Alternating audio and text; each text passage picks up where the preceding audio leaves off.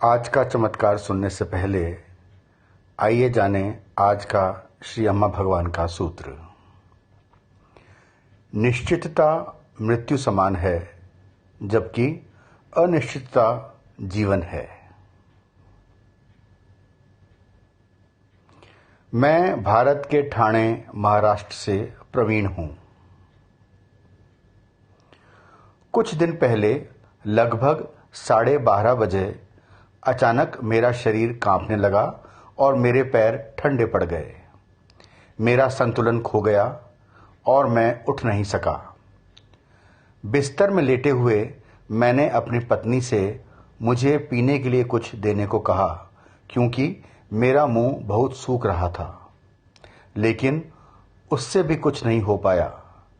मैं अपने पूरे शरीर को गतिहीन होते हुए देख रहा था।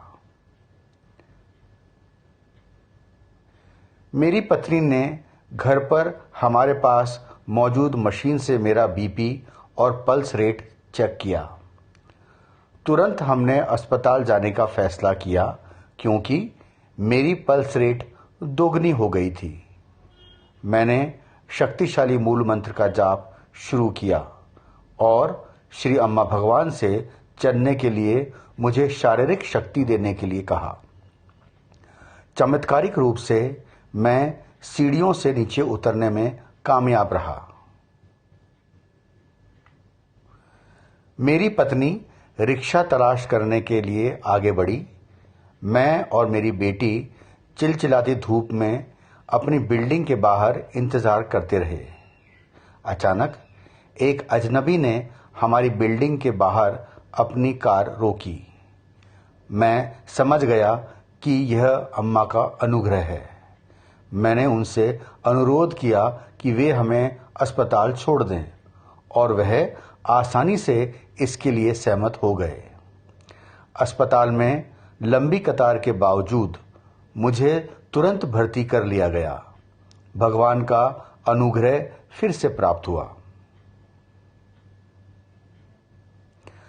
3 घंटे तक, जबकि डॉक्टर विभिन्न परीक्षणों जैसे ईसीजी, ब्लड टेस्ट, कोलेस्ट्रॉल इत्यादि टेस्ट करने में व्यस्त थे, मैं अस्पताल के बिस्तर पर असहाय सा लेटा हुआ मूल मंत्र का जाप कर रहा था और मेरी रक्षा के लिए भगवान को आभार व्यक्त कर रहा था।